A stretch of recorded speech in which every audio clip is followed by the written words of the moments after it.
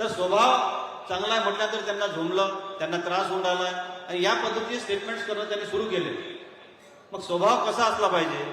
ज्यांनी आपला मतदान केलं, आपल्याला जे मतदान करतात त्यांना जात धर्म पंथ पक्ष पाहून वागणूक द्यायची, त्यांना उद्धट भाषेत बोलायचं, आपल्यापेक्षा 10-12 वर्षांना ज्येष्ठ असलेल्या माणसाला अरेतुरे करून बोलायचं, असा लोकप्रतिनिधी आपल्याला पाहिजे आहे का? आणि याचे अनेक उदाहरणं आहेत. समाजामध्ये फूट पाडणं आणि मग आता सुरू झालाय मी आपला आहे, मी तुमचा आहे, आपल्या माणसाला करावं लागते. त्या आपल्या माणसाचं एक उदाहरण सांगतो. आपले प्रवीण भाऊ तायडे जिल्हा परिषद सदस्य होते, आज ते आपल्या अचलपूरचे उमेदवार आहेत विधानसभेचे. त्यांचे आते भाऊ आहेत, माजी आमदारांचे आते भाऊ. ते जिल्हा परिषद सदस्य असताना जिल्हा परिषद यांच्या ताब्यात होती आणि त्यामुळे ते जिल्हा परिषदमध्ये खोटे कामं करण्याचा उपद्रव त्यांचा सुरू होता.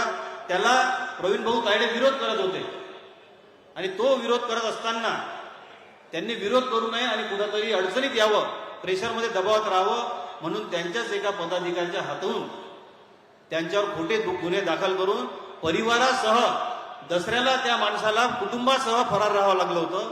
हा स्वतःच्या आतेभावासोबत असा वागते, तो या मतदारसंघातल्या इतर लोकांसोबत कसा वागत?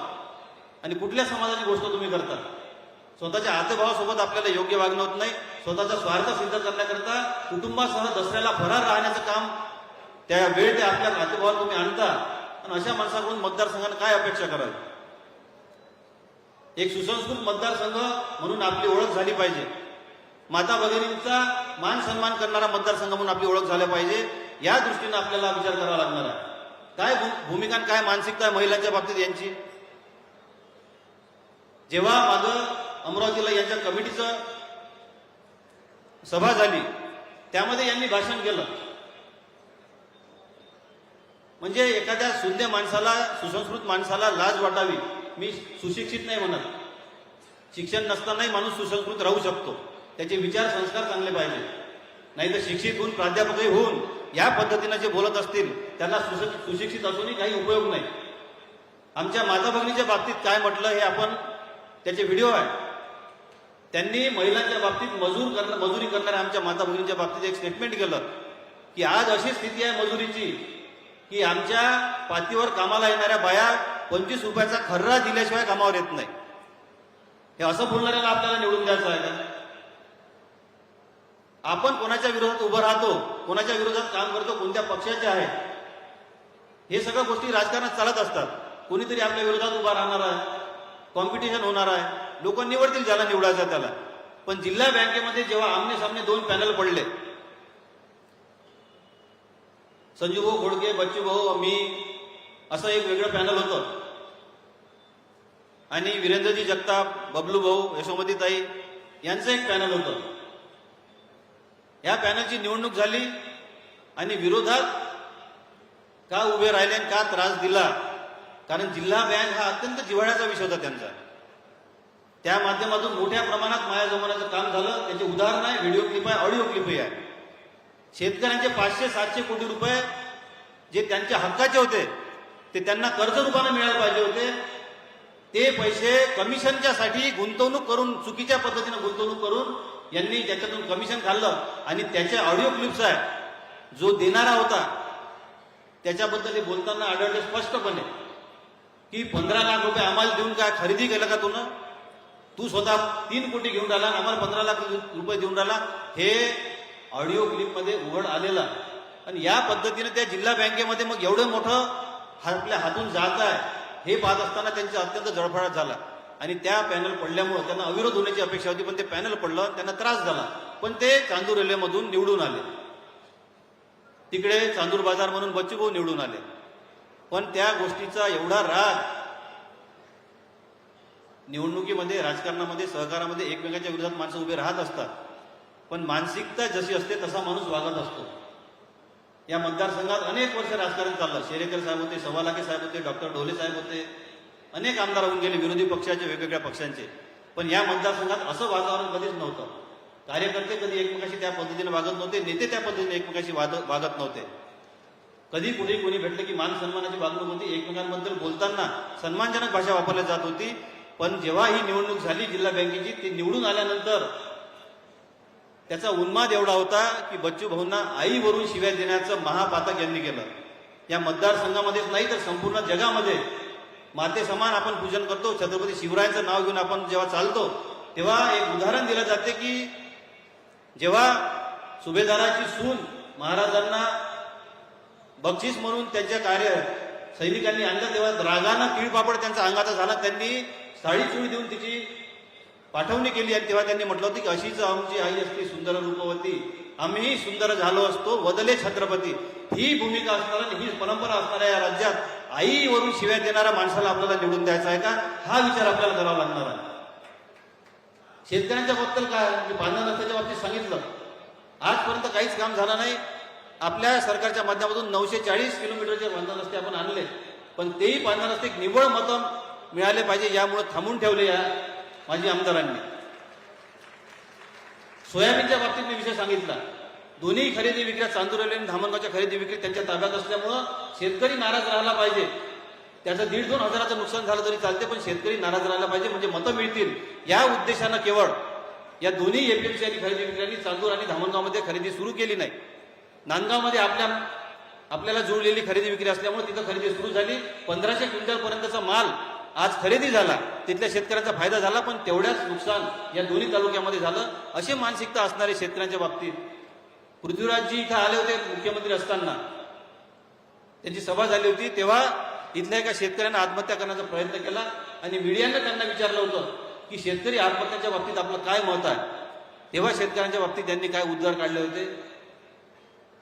त्यांनी तेव्हा म्हटलं होतं की काही शेतकरी कर्जामुळे नापिकीमुळे आत्महत्या करत नाही, याच्या घरी भांडणं असते, पटत नाही, मग दारू पिऊन आत्महत्या करते आणि पैसे भेटले पाहिजे म्हणून आमच्यासारखे नेते यांच्या खिशात चिठ्ठ्या टाकतात. ही भावना जर शेतकऱ्यांच्या विषयी त्यांची असेल तर त्यांना कुठला अधिकार आहे शेतकऱ्यांबद्दल बोलायचा आणि शेतकऱ्यांचे मतं घेण्याचा. माझी प्रत्येक शेतकरी बांधवांना विनंती आहे की या संदर्भात आपण प्रश्न विचारलेच पाहिजे. येणाऱ्या काळात 20 नोव्हेंबरला मतदान करायचं आहे.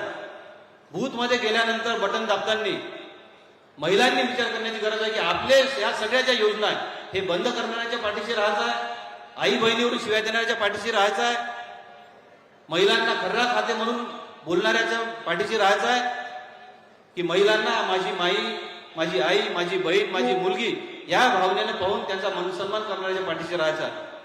शेतकऱ्यांनी विचार करायचा. या सगळ्या गोष्टी आपल्याला करणं आवश्यक आहे.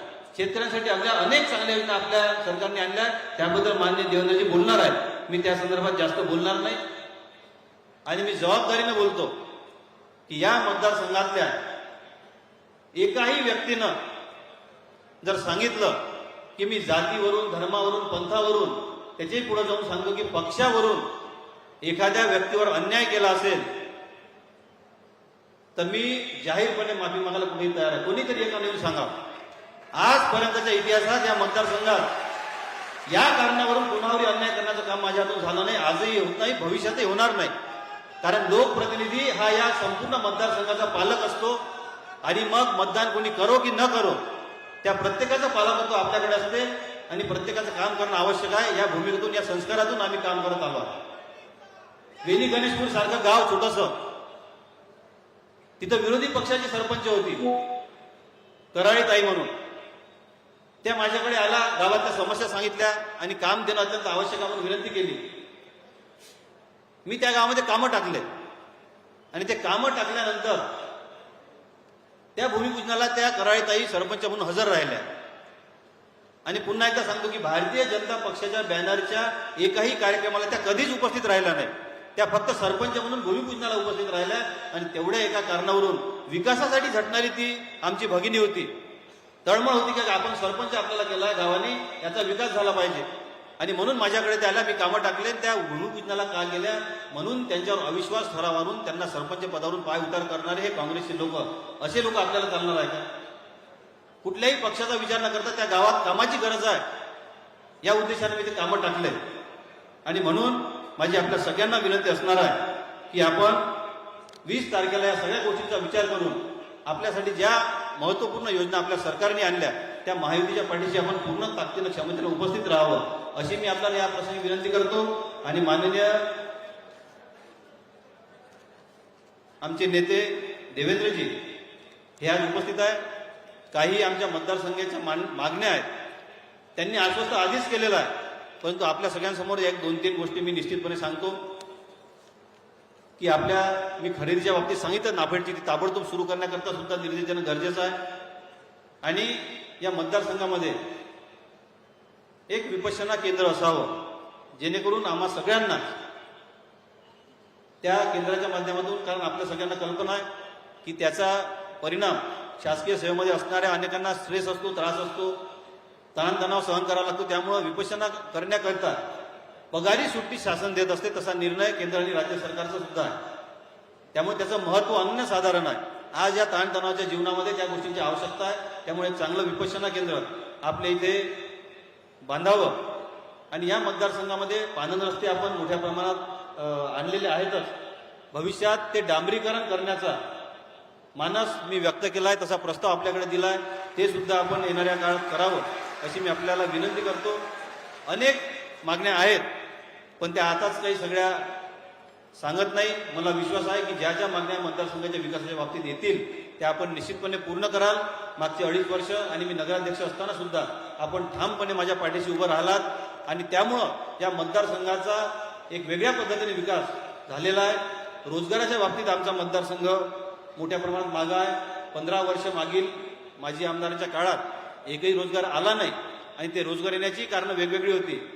जेव्हा त्यांना प्रश्न विचारले गेले की अरुण भाऊंनी इथं विरोधी पक्षात असताना सुद्धा एक सूतगिरणी आणली, पतसंस्थेच्या माध्यमातून अनेकांना रोजगार उपलब्ध करून दिला, आपण एखादा रोजगार का आणत नाही? तेव्हा त्यांनी असं उत्तर दिलं की इथं जर रोजगार आणला तर 400-500 पोरं कामाला लागतील, पण हजारो कुटुंब मागणी करतील, त्यांना मी रोजगार देऊ शकणार नाही, ते कुटुंब नाराज होतील, मग मला मतं मिळणार नाही. अशा विकृत आणि निकृष्ट दर्जाची मानसिकता असणारे आमचे लोकप्रतिनिधी, त्याच्यामुळं आपल्या भागाचा इंडस्ट्रीज वगैरे बाबत विकास होऊ शकला नाही. तर रोजगाराकरिता सुद्धा आमच्या काही गोष्टी प्लॅनिंग तयार आहे, त्याकरता सुद्धा आपण मदत करावी अशी मी आपल्याला विनंती करतो. आपण इथं आलात, माझ्यासाठी आपल्या या मतदारसंघामध्ये मतदान मला मिळण्याकरता, मला विजयी करण्याकरता आपण इथं आलात, त्याबद्दल मी माननीय देवेंद्रजी आपलं मनपूर्वक आभार मानतो. उपस्थित सर्वच नेत्यांचा आभार मानतो. समोर उपस्थित एवढा मोठा जनसमुदाय, आमच्या सर्व माता भगिनी, ज्येष्ठ पितृतुल्य नागरिक, सर्व युवक मित्र, या सगळ्यांचं मी मनपूर्वक आभार मानतो. आणि 20 नोव्हेंबरला होणाऱ्या निवडणुकीला मतदानाच्या दिवशी आपण सगळ्यांनी कमळासमोरील बटन दाबून मला जास्तीत जास्त मतानं विजयी करावं असे नम्र विनंती करून माझ्या शब्दांना विराम देतो. जय हिंद, जय श्रीराम.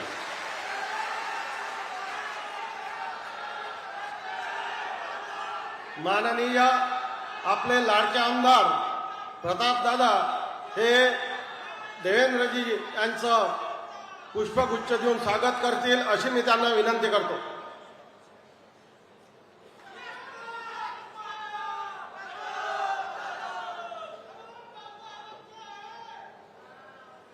प्रतापदादा देवेंद्रजीचं स्वागत करतील अशी मी त्यांना विनंती करतो.